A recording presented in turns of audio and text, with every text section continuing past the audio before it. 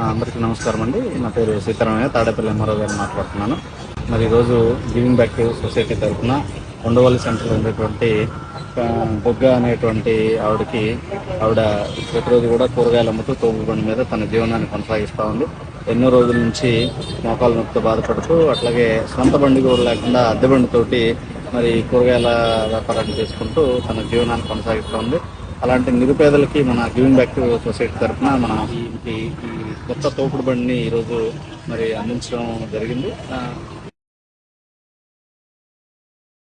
నేను అద్దె బండితో కూరగాయల వ్యాపారం చేస్తున్నాను. నాకు మోకాళ్ళు అరిగిపోయి లేక నడవలేక కూర్చుంటున్నానండి. అలాగే ఒక్క చోట కూర్చొని ఉండవల్లి సెంటర్లో వ్యాపారం చేసుకుంటున్నాను. నాది తాడేపల్లి పోచం సెంటర్ అండి. అది బండి ఇచ్చినందుకు సార్ గారికి వందనాలండి.